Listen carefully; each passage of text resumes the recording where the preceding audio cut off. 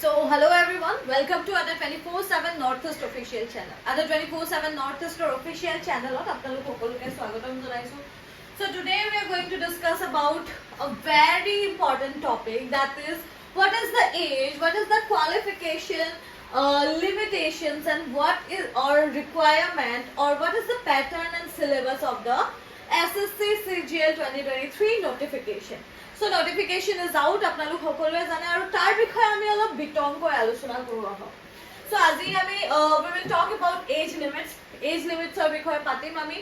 So age or criteria কি দিছে, let's see. So guys, এটা criteria is very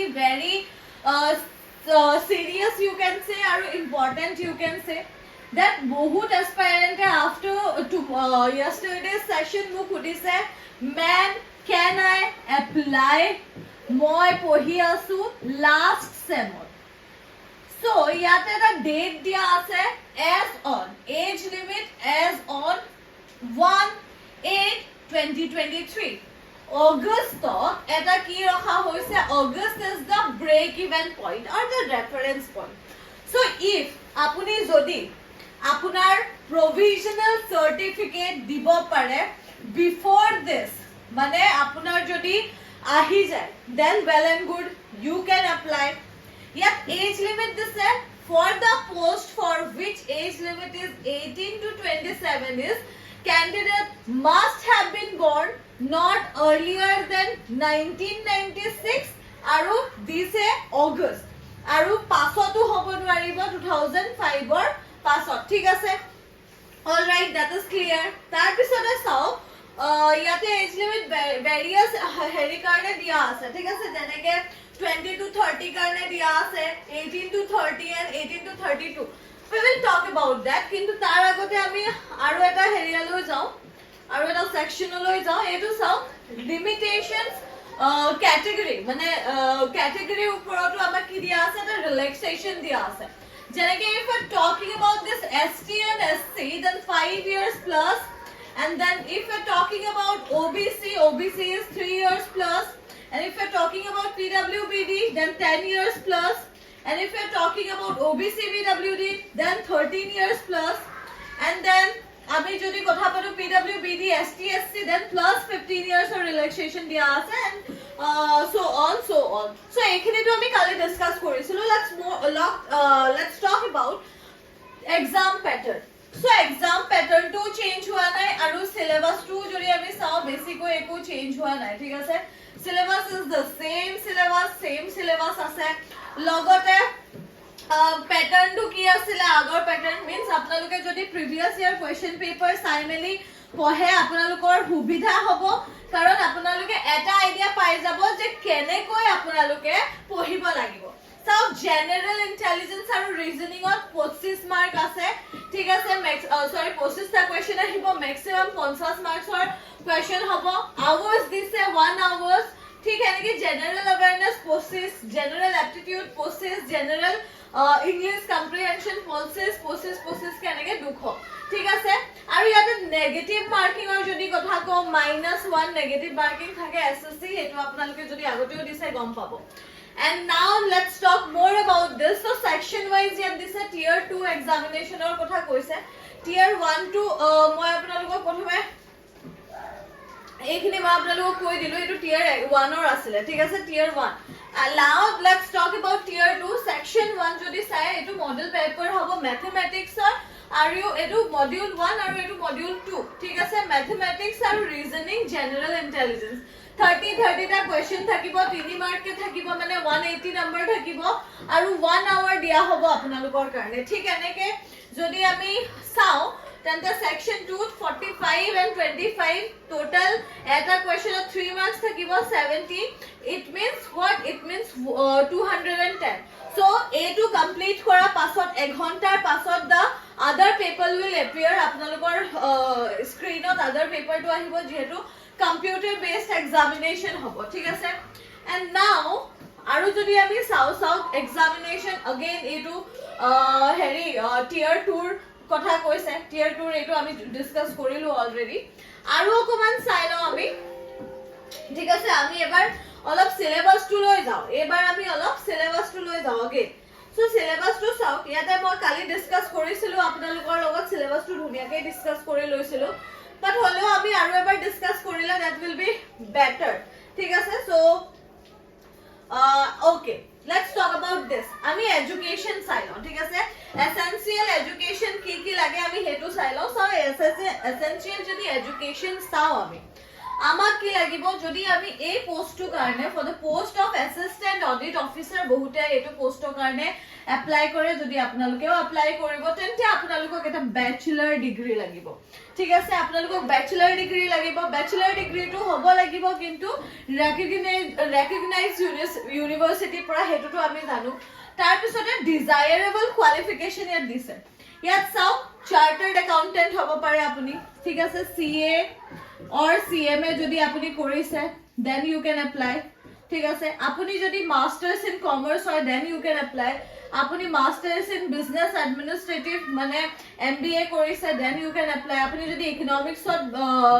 ডিগ্ৰী কৰিছে then you can apply then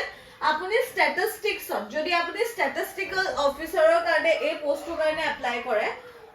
মই কৈ দিছো আপোনাক এই পোষ্টটো চাওক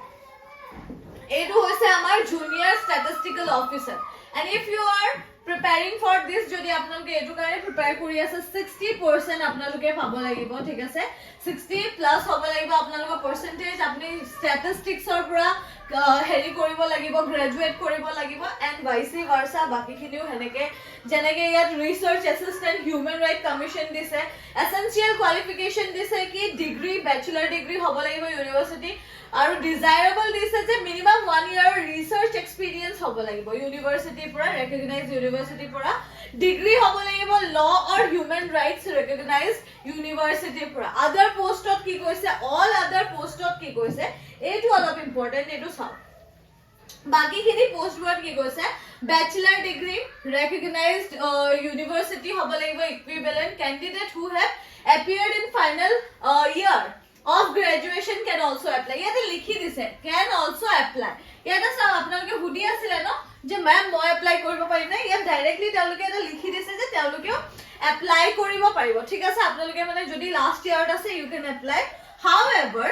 must ইয়াত কি আছে ইয়াত এটাই পজেস আছে এসেনশিয়াল যোনটো আমাৰ কোৱালিফিকেশন হ'ব ডেটে এইটো নোট কৰি থক তাৰ আগতে যদি আপুনি এটা উলিয়াই ল'ব পাৰে প্ৰভিজনাল certificate then you can apply তাৰ পিছতে বাকিখিনিটো আমাক কৈছে ৰেকগনাইজ ইউনিভাৰ্সিটিৰ পৰা হ'ব লাগিব এনে এইখিনি UGC কিছুমান ইগনোৰ কিছুমান পইণ্ট দি দিছে সেইখিনি আমি চালো সেইখিনি আমি কালিও চাইছিলো মই আপোনালোকক এতিয়া ডিসকাস কৰিবলৈ লৈছো হেৰি সিলেবাস খন ঠিক আছে এই গুটেইখিনি আমি কালি অলৰেডি ডিসকাস কৰিলো সো এইখিনি আমি আৰু ডিসকাস নকৰো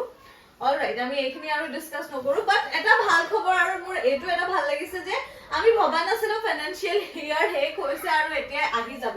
বাট যেহেতু আহিলে নোটিফিকেশন ওয়েল এন্ড গুড আমি এতিয়া ট্রাই কৰিব পাৰিম আমি আৰু ভালকে প্ৰিপেয়াৰ কৰিব পাৰিম ঠিক আছে so let's talk about syllabus সিলেবাসত এসএসসি একো ইমান চেঞ্জেস হোৱা নাই সো ডোন্ট ওয়াৰি আপোনালোকে যদি আগতে এক্সাম দিছে কোনোবা আচ্ছা আমাৰ সিলেবাসটো পাই গলো আপোনালোকে যদি আগতেও এক্সাম দিছে তেন্তে আপোনালোকৰ ইমান প্ৰবলেম নহব আৰু যদি প্ৰথমবাৰৰ বাবে এক্সাম দিছে তেন্তেও আপোনালোকৰ কাৰণে আমি আছোৱে সো ইমান প্ৰবলেম নহব সিলেবাসটো চাও সিলেবাসটো এনেকুৱা একো বহুত বেছি চেঞ্জেস হোৱা নাই সো আমি এনে টিয়াৰ 1 ৰ যদি চাও ৰিজনিংত কি আহিব নৰ্মাল ৰিজনিংস বোৰত কি আহে Same হেবৰে দিছে judgement decision making visual memory discrimination observation যোনটো একচুয়াল প্যাটাৰ্ন হয় এসএসসি সেই প্যাটাৰ্নটো ৰাখিছে আৰু জেনাৰেল अवेयरनेस सब जनरल अवेयरनेस इज लाइक মই কালিও কৈছিলো ये आग का दरिया है और डूब के जाना है it's like never ending process तो जनरल अवेयरनेस ত আপোনালোকে কি চাব লাগিব question in the component will be aimed testing the candidate general awareness of environment around him মানে আমাৰ কাৰেন্ট ইভেন্টস কাৰেন্ট অ্যাফেয়াৰ্স ইয়াত দিয়া আছে কাৰেন্ট অ্যাফেয়াৰ্স হ'ব স্ট্যাটিক পয়েন্ট হ'ব আৰু হদাই ইয়াত static point economic scenario general policy scientific research তাৰপিছতে হিষ্ট্ৰী তাৰপিছতে কালচাৰ জিওগ্ৰাফি এইবোৰত বেছিকৈ গুৰুত্ব দিয়া হয় আৰু এই সাবজেক্টটো মই পঢ়াম কাৰণে মই অলপ ডিটেইলি কৈ দিলো ইয়াতে চাওক আপোনালোকে যদি আমি কোয়ান্টিটেটিভ এপ্টিটিউডৰ কথা চাও তেন্তে ইয়াতে আপোনালোকে টাইম এন্ড ডিসটেন্স প্ৰত্যেকটো এক্সামত দেখিছে প্ৰফিট এন্ড লছ চাওক মই এটা কথা কৈ দিও SSC CGL is all about profit and loss or এটা প্ৰিপাৰেচন থাকিব তেওঁলোকৰ প্যাটাৰ্নে এইটোৱে তেওঁলোকৰ প্যাটাৰ্ন যে এসএসসি সিজিএল কি কৰে তেওঁলোকে এটা টাইম এন্ড ডিসটেন্সত হ'ব এটা এভাৰেজ ইন্টাৰেষ্ট এভাৰেজৰ হ'ব এটা ইন্টাৰেষ্টৰ হ'ব এটা প্ৰফিট এন্ড লছ হ'ব এটা পাৰ্টনাৰশ্বিপ হ'ব মানে মিক্সচাৰ দিয়ে ঠিক এনেকে ইংলিশত আমি এটা প্যাটাৰ্ন দেখি আহিছো আগতে তেওঁলোকে ইংলিশত যোনখিনি গ্ৰামাৰ হেখিনি গ্ৰামাৰ ইজি টু মডাৰেট হয় সো এইখিনিও আপোনালোকে ইউটিউবতে প্ৰিপাৰেচন স্টাৰ্ট কৰি দিয়ক যেতিয়া আপোনালোকক ভাল লাগিব তেতিয়া আপোনালোকে পাছলৈ গৈ এসএসসি সিজিএল ৰ আমাৰ বেচেছ আহিব তাত এনৰোল হ'ব পাৰিব এইখিনিয়ে আছিলে চাও ইয়াত আমি যদি চাও ইন্ডিকেটিভ টিয়াৰ 2 ৰো একেবাৰে দি দিছে সো যোন সিৰিয়াস প্ৰিপাৰেচন কৰি আছে টিয়াৰ 1 টিয়াৰ 2 একেলগে কৰে ইটস মোৰ লাইক পিসিএস মানে বাহিৰৰ কাৰণে ইটস মোৰ লাইক পিসিএস আমাৰ এতিয়া অসমতো বহুতে এক্সাম দিছে এতিয়া এসএসসি সিজিএল এটিএ মেসেজ আহিছিলে এজন এসপায়াৰেন্টে ক্লিয়াৰো কৰিলে আমাৰ ষ্টুডেন্ট এজন আছিলে So yes, এতিয়াটো অসমতো দিছে চাওক ইয়াতে কি কৰিছে number system fundamental algebra geometry mensuration these are the similar thing যোনখিনি আমি পঢ়ি আহিছো হেখিনি আহিব ট্ৰাইগোনোমেট্ৰি এইখিনি আহিব ঠিক আছে সো ইয়াতে আমি এটা কথা ক'ব পাৰিম যে সিলেবাসত কিবা বিশেষ চেঞ্জেস নাই ঠিক আছে সিলেবাসত ইমান কিবা বিশেষ চেঞ্জেস নাই আমাক এনেকুৱা কিবা আগৰ সিলেবাসত কৈ চেঞ্জ কৰিছে হেতু নাই কোৱা তাৰ পিছতে আমি এতিয়া চাওক আমি এতিয়া এজৰ বিষয়ে কথা পাতি ললো হয় নে নহয় এজ 18 আৰু 18 প্লাস হ'ব লাগিব আৰু এটা ব্ৰেক ইভেন পইণ্ট দি দিছে 108/2023 so provisional certificate যদি দেখাব পাৰে হেতু হ'ব কোৱালিফিকেশন আমি ডিসকাস কৰিলো এজ ডিসকাস কোৱালিফিকেশন তেওঁলোকৰ যোনটো লাগে আৰু নৰ্মালৰ কাৰণে কি লাগে ব্যাচেলাৰ ডিগ্ৰী লাগে তেওঁলোকক সেই ডিগ্ৰী সাৰ্টিফিকেট খন নিদিলে হ'ব আপোনালোকে এপ্লাই কৰিব পাৰিব প্যাটাৰ্ণত ইমান বিশেষ চেঞ্জ অহা নাই pattern is like same almost same so আপোনালোকে যদি প্ৰিভিয়াস ইয়াৰ কোৱেশ্চন পেপাৰ চাই তেতিয়া আপোনালোকে এটা পাই যাব এটা ধৰণ পাই যাব যে কেনেকে আপোনালোকে প্ৰিপেয়াৰ কৰিব সিলেবাস অলমোস্ট সেম অলমোস্ট আমি ডিসকাস কৰিলো সিলেবাস আৰু এটো অলমোস্ট সেম আছে so don't worry about that so এইটোৱে আছিল আৰু লগতে আমি এসএসসি সিজিএল ৰ এটা বেচ লৈ আহিম হেতু ফৰ শিওৰ বিকজ বহুত এসপায়াৰেন্টে অলৰেডি মেসেজ কৰিব ধৰিলে আৰু বহুতে এতিয়া জাগ্ৰত হৈছে ফৰ এসএসসি কিন্তু এসএসসি কাৰণে তেওঁলোকে সিৰিয়াস প্ৰিপাৰেচন নকৰে মই এটোৱে সাজেশন কৰিম আপোনালোকক যে এইবাৰ কিন্তু সিৰিয়াস প্ৰিপাৰেচন কৰিব কাৰণ টাইম আমাৰ ওচৰত আছে আৰু এই 3 মাহত আপোনালোকে ধুনিয়াকৈ প্ৰিপেয়াৰ কৰি নিজে ওলাই যাব পাৰিব কাৰণ এক্সামৰ ডেট আমাক কৈ দিছে আমাৰ ওচৰত এসএসসি ক্যালেন্ডাৰ আছে 14th জুলাই আমাৰ হেৰি দি দিছে ডেট দি দিছে জুন আছিল না জুলাই আছিল মেবি সো ইয়েস হেতুৱে আপোনালোকে এপ্লাই কৰক কেনেকে এপ্লাই কৰে মই হেতু কৈ দিম ইয়াৰ পাছৰ এটা ভিডিও আহিব যোনটোত আপোনালোকক মই শিকাই দিম কেনেকে নিজে আপোনালোকে এপ্লাই কৰিব পাৰিব so thank you so much for joining me and by